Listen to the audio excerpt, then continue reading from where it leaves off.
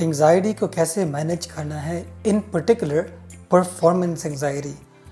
मैं एक फिजिशियन हूँ, मगर मोर इम्पॉर्टेंटली इस टॉक के लिए मैं एक फादर हूँ, एक बॉय एंड गर्ल का, जो कंपेटिटिव टेनिस खेलते हैं, स्टेज परफॉर्मेंसेस करते हैं। और आज मैं आपको बताऊँगा कि एंजाइटी कैसे मैनेज करनी है, इन पर्टिकुलर परफॉर्मेंस एंजाइटी। एंजाइटी होती क्यों है? कुछ लोग ये कहते हैं कि ये ऑटोमेटिक है, अपने आप हो जाती है, हमारा इसके ऊपर कोई कंट्रोल नहीं, मगर ऐसे नहीं है। एंजाइटी एक इमोशन है और इमोशन से पहले सोच आती है। आपकी सोच पहले आती है, जिस तरह की आपकी सोच होगी उस तरह से आपका इमोशन होगा। हमको अपनी सोच बदलनी है और उससे हम अपने इमोशन को भी बदल पाएंगे। मैं नोवाक जोकोविच का बहुत बड़ा फ़ैन हूँ और अभी जो विंबलडन फाइनल हुआ था जोकोविच और अल्कराज के बीच में, वो एक नर्व्स का बहुत बड़ा टेस्ट था। जो टाई ब्रेकर था सेकेंड सेट में, अगर नोवाक ने वो 2 टाई ब्रेकर पॉइंट्स कन्वर्ट कर लिए होते तो इस मैच का रिज़ल्ट ही अलग होना था, मगर the moment got to him. मगर ये ज़िंदगी के हर एक सिचुएशन में आप देखोगे, यही रीज़न है कि कुछ लोग ज़िंदगी में सक्सेस पा पाते हैं और कुछ लोग नहीं पा पाते। कुछ लोग लीडर होते हैं और कुछ लोग फॉलोअर्स होते हैं। ये डिसाइड करता है कि आपकी कैपेसिटी क्या है एंजाइटी और नर्व्स को हैंडल करने की, जो आपको अलाउ करती है ज़िंदगी में आगे बढ़ने के लिए और रिस्पॉन्सिबिलिटी, बड़े डिसीजंस को मैनेज करने के लिए।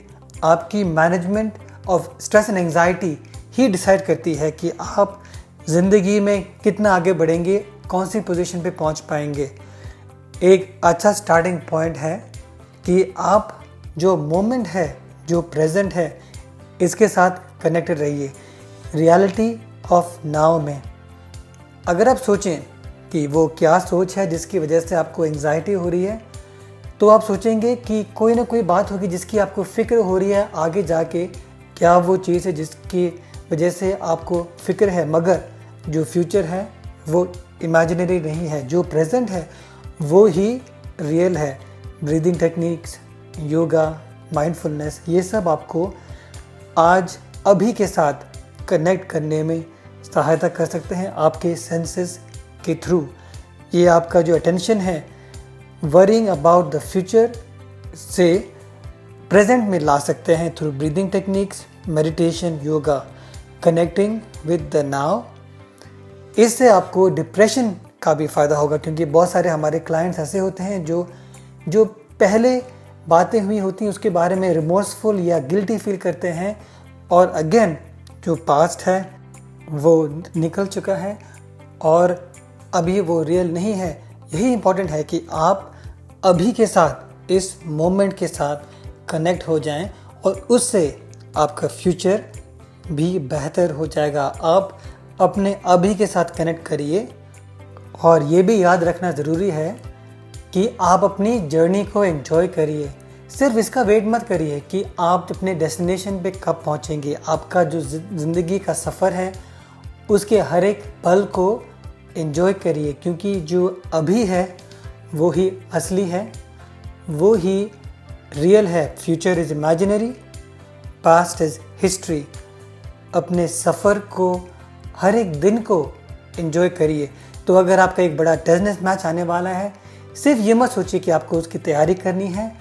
उसके लिए एक बेहतर खिलाड़ी बनने का जो प्रोसेस है, उस प्रोसेस को आप एंजॉय करिए, सिर्फ रिजल्ट्स को मत सोचिए। जब आप अपनी जर्नी को एंजॉय करेंगे तो जो पहले आपके अच्छे रिजल्ट्स हैं उनको भी आप याद रख पाएंगे। आप याद कर पाएंगे कि क्या सक्सेसेस थी आपके पास्ट में, जो भी ब्लेसिंग्स हैं, जो भी गिफ्ट्स मिले हैं आपको, उनके ऊपर आप सोच सकते हैं। बस ये नहीं कि फ्यूचर में क्या होने वाला है उसके बारे में आप फिक्र करते रहें। अपनी ब्लेसिंग्स को काउंट करिए, अपनी गिफ्ट्स को काउंट करिए। ऐसे भी कुछ हैबिट्स होती हैं जैसे कि ब्लेसिंग्स डायरी, जिसमें आप 3 ब्लेसिंग्स या 3 अच्छी बातें जो उस दिन हुई हो, रात को सोने से पहले एक डायरी में लिखते हैं।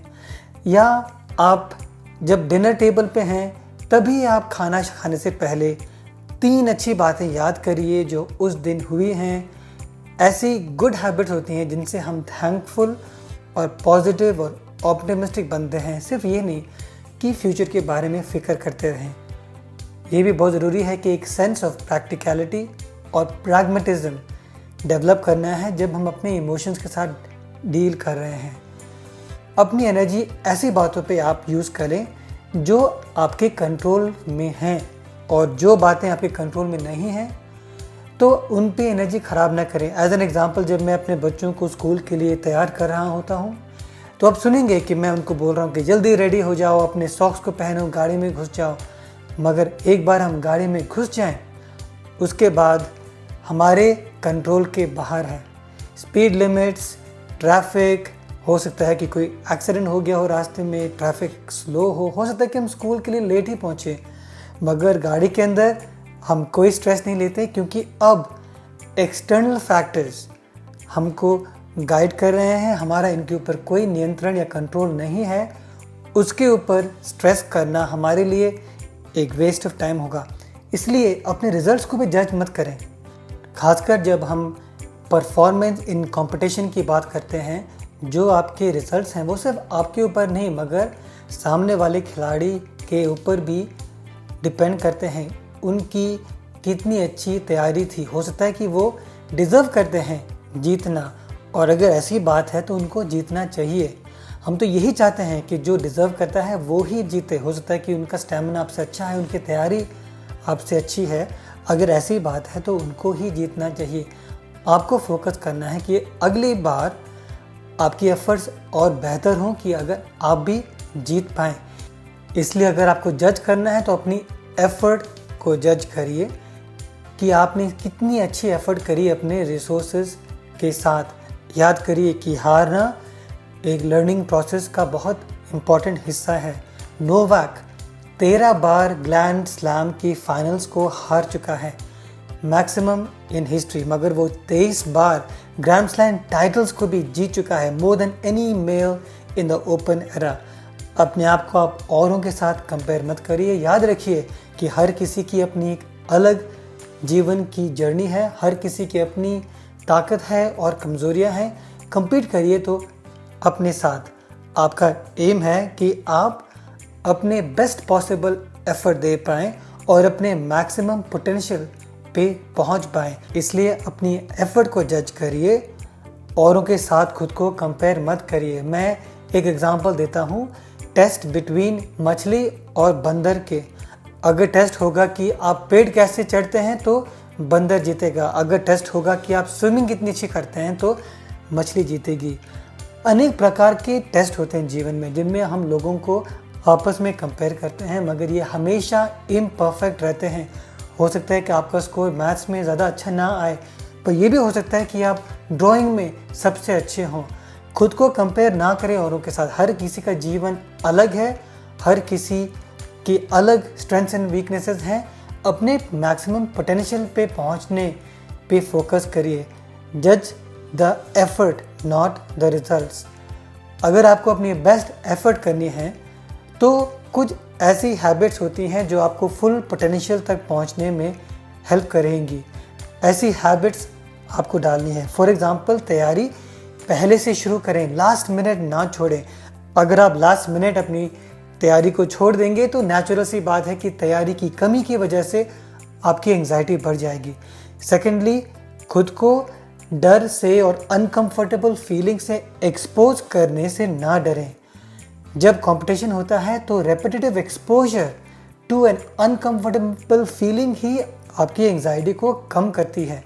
ये भी सच है कि एक नेगेटिव रीइंफोर्समेंट साइकिल भी डेवलप हो सकता है, जहाँ पे कुछ लोग ऐसे होते हैं जो सर्टेन अनकंफर्टेबल सिचुएशंस को अवॉइड करते हैं। उनका एक अवॉइडेंट बिहेवियर टेंडेंसी बन जाती है। ये शॉर्ट टर्म में उनको थोड़ी सहायता देती है, उनको बेटर फीलिंग आती है, मगर लॉन्ग टर्म में क्योंकि इवेंचुअली उनको फेस करना पड़ता है तो उनकी एंग्जाइटी उस टाइम बहुत ज़्यादा बढ़ जाती है और बहुत ज़्यादा वर्स वो फील करते हैं। इसलिए पहले से शुरुआत करिए और अवॉइडेंट बिहेवियर में मत ट्रैप हो जाएं, फेस करिए अपने फियर्स को।